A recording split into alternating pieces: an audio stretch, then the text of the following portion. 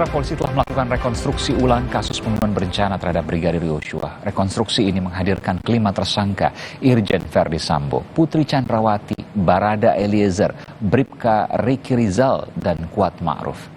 Rekonstruksi dilakukan di rumah pribadi Verdi Sambo di Jalan Saguling 3 dan rumah dinas Sambo di Duren 3, Jakarta Selatan. Tim khusus polisi menggelar rekonstruksi selama 7,5 jam dan memperagakan 78 adegan terkait peristiwa pembunuhan Brigadir Yosua. Sementara itu, saudara, polisi hari ini kembali memeriksa istri Verdi Sambo, Putri Chandrawati. Sebelumnya, polisi sudah memeriksa Putri pada 26 Agustus lalu. Saat itu Putri diperiksa selama 12 jam. Pada pemeriksaan hari ini, Putri akan dikonfrontir dengan 3 tersangka lain, yakni Barada Eliezer, Bribka Riki Rizal, dan Kuat Ma'ruf. Sampai kini Putri masih mengaku menjadi korban pelecehan seksual. Polisi merilis video animasi yang menunjukkan serangkaian adegan yang terjadi di rumah dinas Irjen Verdi Sambo yang berujung pada penembakan Brigadir Yosua. Polisi telah melakukan rekonstruksi kasus pembunuhan berencana Brigadir Yosua. Rekonstruksi di rumah pribadi dan rumah dinas Verdi Sambo ini menghadirkan Verdi Sambo dan istri, serta Barada Eliezer dan 2 tersangka lainnya. Pasca rekonstruksi, Mabes Polri merilis video animasi yang menunjukkan kejadian di rumah dinas Verdi Sambo di Duren 3, Jakarta Selatan.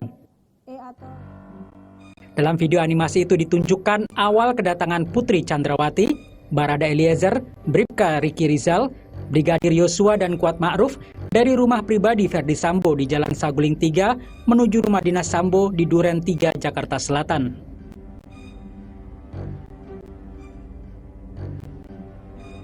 Tidak berapa lama Verdi Sambo tiba di rumah dinas. Sambo datang bersama ajudan AR dan sopir bernama Yogi. Terlihat pistol yang dibawa Verdi Sambo untuk membunuh Brigadir Yosua sempat terjatuh di depan rumah dinas. Ajudan AR sempat ingin membantu mengambil pistol tersebut, namun dilarang oleh Sambo.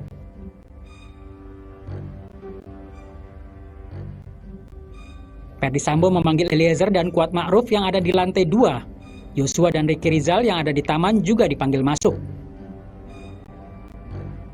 Semua berkumpul di ruang tengah dekat meja makan. Terlihat Sambo marah kepada Yosua. Sambo memerintahkan Eliezer yang berada di dekatnya untuk menembak Yosua. Eliezer melepaskan 4 tembakan ke arah Yosua. Tembakan itu mengenai dada dan bagian dagu Yosua. Setelah Yosua terkapar, Verdi Sambo menembak Yosua. Sambo juga menembak arah tembok tangga dan lemari untuk mengelabui seolah-olah terjadi tembak-menembak. Verdi Sambo kemudian menjemput istrinya yang ada di kamar untuk pulang ke rumah pribadi Verdi Sambo. Rekonstruksi pembunuhan Brigadir Yosua menjadi momen pertama Putri Chandrawati bertemu dengan sang suami sejak menyandang status tersangka. Dalam salah satu adegan terlihat Putri Chandrawati bercerita kepada Verdi Sambo setelah tiba dari Magelang. Diduga inilah yang menjadi awal pemicu kemarahan Verdi Sambo pada Yosua. Kebersamaan Sambo dan Putri kembali terlihat saat adegan Putri akan meninggalkan rumah dinas Duren 3 menuju rumah pribadi di Saguling setelah peristiwa penembakan Yosua. Rekonstruksi berlangsung selama 7,5 jam. Dalam rekonstruksi itu ada 78 adegan yang diperagakan Verdi Sambo dan tersangka lainnya. Tim Liputan Kompas TV. Saudara, apakah rekonstruksi yang dilakukan polisi sudah bisa mengungkap motif di balik kasus pembunuhan berencana Brigadir Yosua? Bagaimana tanggapan penasihat hukum Yosua terkait hasil rekonstruksi kemarin? Kita akan bahas bersama penasihat hukum keluarga Brigadir Yosua, Martin Lukas Simanjuntak, dan pakar ekspresi Kirdi Putra. Selamat malam, Bapak-Bapak, sehat selalu? Iya. Selamat malam. Kemarin, Bung Martin ya, kemarin pengacara dari Yosua yang merupakan perwakilan keluarga dilarang untuk menyaksikan jalannya rekonstruksi. Saya ingin bertanya, tentu Anda dan kawan-kawan perwakilan keluarga dari Brigadir Yosua menyaksikan rekonstruksi itu. Apakah sesuai dengan fakta yang selama ini ditemukan tim pengacara? Ya, mengenai penolakan ya, benar memang ditolak. Kenapa ditolak? Dengan alasan yang tidak jelas ya, pokoknya itu ya. Dan kami datang ke sana sebenarnya dengan etikat baik. Karena ada undangan juga melalui media online yang disampaikan oleh Divhumas Polri. Di mana dalam undangan tersebut ya, ada tertulis bahwa turut mengundang juga jaksa penuntut umum lalu kuasa hukum kedua belah pihak. Nah, kami maknai kuasa hukum kedua belah pihak itu adalah termaksud kuasa hukum dari korban. Ya. Nah, ini juga inline dengan apa yang disampaikan oleh Kapolri dan Pak Presiden bahwa buka secara transparan, tapi faktanya tidak diperkenankan kami untuk melihat. Jadi pada saat hari H itu kami tidak mengikuti prosesnya, Bung Aiman. Namun saya khususnya ya melihat itu melalui siaran yang disiarkan ulang oleh media jurnalis ataupun jurnalis independen ya, yang bersumber dari TV kepolisian. Oke. Dan apa yang Anda lihat itu? Apa yang Anda simpulkan? Apakah sama seperti yang selama ini dikumpulkan fakta-fakta oleh tim pengacara atau berbeda? Ada perbedaan Di mana? kalau kita masukkan seluruh keterangan-keterangan yang sudah dikumpulkan oleh banyak institusi ya, secara komprehensif. Seperti contoh, Eliezer pernah mengatakan bahwa dia mendengar suara tembakan, lalu dia melihat ada FS dan Brigadir J yang sudah berdarah di bawah. Nah ini tidak ada di reka adegan. Nah oke. Anda tahu dari mana tuh? Kan Anda nggak pegang BAP-nya Eliezer. Silakan ditanya sama Pak Ahmad Taufan Damanik, Mas Aiman. Oh, Komnas HAM, oke. Ya.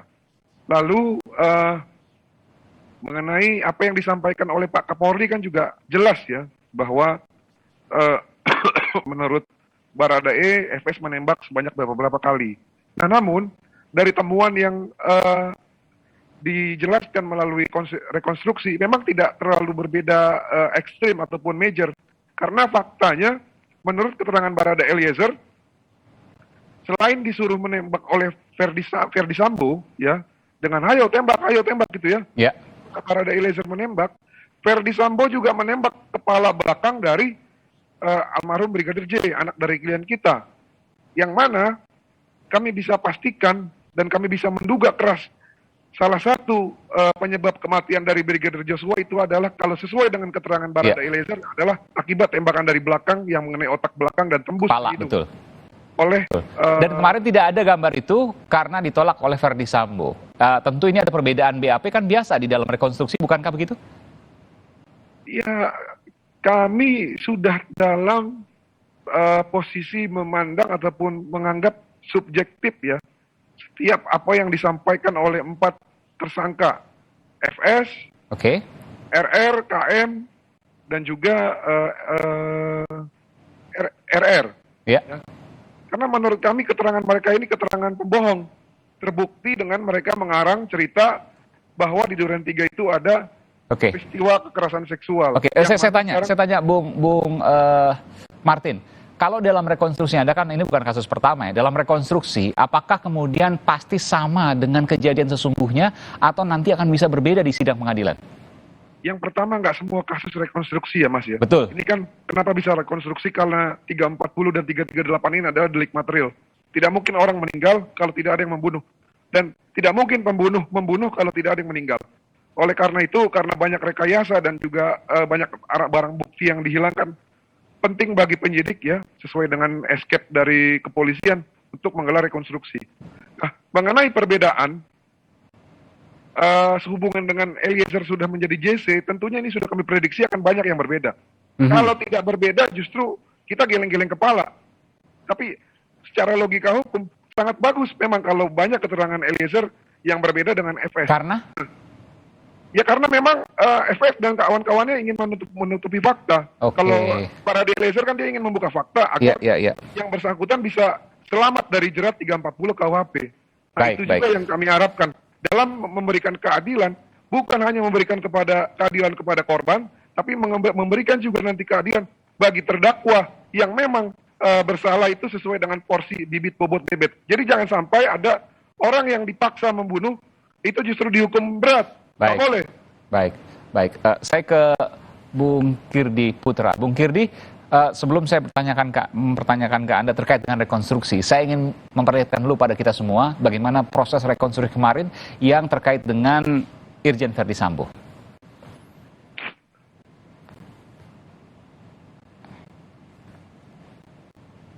Iya, ini adalah komunikasi antara Irjen Ferdi Sambo yang sempat memeluk istrinya, Putri Chandrawati, di tengah-tengah proses rekonstruksi. Baik.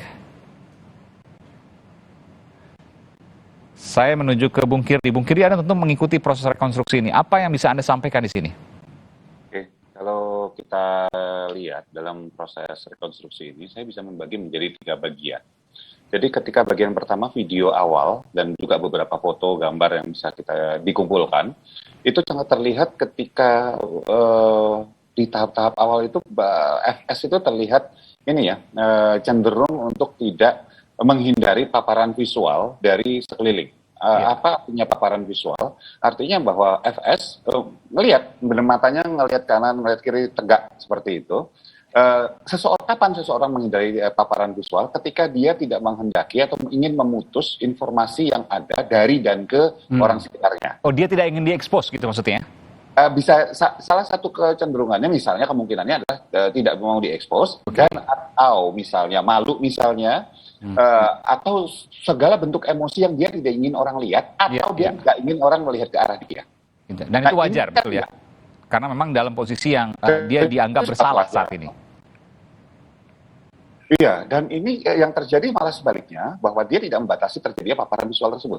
Ini bukan berarti kemudian sesuatu yang luar biasa juga, bukan gitu ya. Tetapi kalau saya kemarin sudah menghitung, analisa saya adalah ada dua kemungkinan terbesar dari berbagai macam kemungkinan.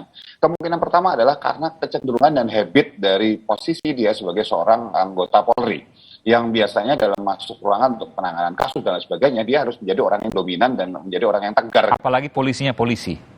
Iya, polisinya polisi apalagi gitu ya. Ya. Nah, yang kedua, ada pertanyaan tetapi di bagian yang kedua ini muncul, ini adalah penanda bahwa dia masih memiliki kepercayaan diri. Walaupun memang terlihat ekspresi yang muncul di tahap ini adalah banyak tarikan di pinggiran bibir arah bawah dan samping alis ini arah bawah, yang itu adalah emosi dasar itu sedih. Tetapi kalau kita gabungkan dengan beberapa tarikan garis dan kemudian interaksi juga, ini cenderung kita sebut sebagai murung. Nah, murungnya ini, pertanyaannya adalah, murung itu bukan sebuah kesedihan mendalam, di mana ketika seseorang itu murung, itu artinya sedih yang dia rasakan saat itu, keadaan saat itu yang menyebabkan dia murung, yang paling besar kemungkinannya.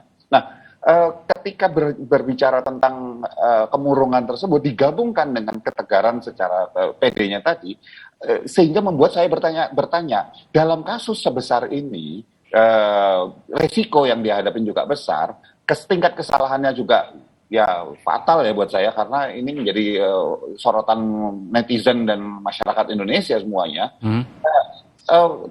Kepedeannya ini luar biasa, sehingga menimbulkan pertanyaan tadi adalah ini ini apa yang masih dia punya nih, kesaktian apa yang dia masih punya sehingga dia sanggup menjadi seperti itu. Itu aja sih sebetulnya bagian satu.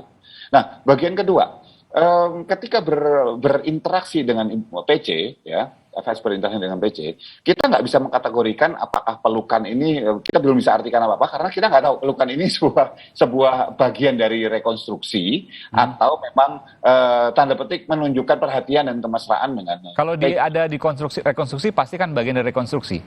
Oh iya, tapi kan kita nggak bisa analisa itu kemudian menjadi sebuah ekspresi yang sifatnya spontan jadinya. Nah, tetapi yang menarik adalah ketika berada di samping PC, ekspresinya berubah loh. Kalau kita jajarin aja, kita ambil 2 foto gitu ya, kita jajarin gitu. Ekspresinya berubah. Di mana lebih cenderung kelihatan agak tegang sedikit bagian bibir sebelah sini, sehingga tapi nggak tegang sih saya lihatnya, saya artikan ini sebagai justru canggung. Canggungnya kenapa saya nggak tahu. Terlalu banyak faktor yang bisa menyebabkan dia canggung. Udah lama nggak ketemu. Tapi kalau ini kayaknya kecil sekali kemungkinannya. Ini istri loh, puluhan tahun ketemu gitu ya. Cuman ketemu sebentar aja nggak mungkin canggung. Bisa juga misalnya contohnya karena dia misalnya melibatkan PC di dalam arus pusaran yang luar biasa ini. Kan bisa jadi harusnya nggak diikut sertakan kondisi. Jadi perasaan bersalah yang menyebabkan kecanggungan itu juga bisa. Ya. Nah, di bagian yang ketiga, kalau kita bicara tentang ekspresi yang ditampilkan oleh FS dan selama rekonstruksi tersebut, menariknya adalah ada sebuah interaksi lainnya ketika ini bagian ini misalnya gitu ya, ketika duduk juga sendirian, wajahnya ke kanan ke kiri dengan tangan ditaruh di depannya gitu, yang kemudian dia narik nafas beberapa kali kemudian kayak menghapus misalnya air mata gitu ya. Yang kita nggak tahu pasti bahwa itu air mata beneran atau ini beneran atau cuman sebuah setting gitu misalnya. Itu kita nggak tahu. Nah, ini yang muncul kalau misalnya katakanlah itu adalah sebuah bukan bagian rekonstruksi, sekali lagi itu adalah proses bagian dari ekspresi dia secara spontan, kita bisa lihat bahwa sekali lagi konfirmasi dari yang pertama, emosi dasar dia adalah sedih, yang ditampilkan adalah murung karena kejadian dan kerepotan yang ditimbulkan saat itu, bukan sebuah hal besar yang baik. Nanti saya akan melanjutkan lagi. Saya ke Bung Martin dulu. Bung Martin, apa yang bisa Anda sampaikan dari sini, karena menurut Anda ini bisa jadi berbeda dengan apa yang nanti akan disidangkan di pengadilan, meskipun juga bisa jadi sama. Apa yang Anda khawatirkan ketika ini berbeda dari pengakuan Barada Eliezer yang saat ini merupakan justice collaborator? Jadi gini, Mas Aiman, pertama saya mau komentarin dulu tadi mengenai berpelukan dan cipika-cipik itu ya. Ya. Saya melihat video tersebut viral, itu terpisah dan disorot oleh beberapa media swasta. Ya, saya melihat ketika angle-nya ditarik ke arah jauh, saya melihat bahwa posisi video itu diambil oleh para pendukung FS. Nah, apakah diviralkannya video tersebut atas dasar pesanan mereka dalam rangka untuk menggalang simpatik publik? Nah, ini yang kita harus cermati lagi ke depan. Jadi tidak perlu kejeniusan atau kecerdasan untuk membuat kesimpulan. Ini menarik. Dari mana Anda mencurigai bahwa ini adalah foto yang diambil dari video ya, oke. Video yang diambil dari pendukung Verdi Sambo. Nanti jangan dijawab, kita akan jeda terlebih dahulu. Tetap bersama kami di Sapa Indonesia Malam.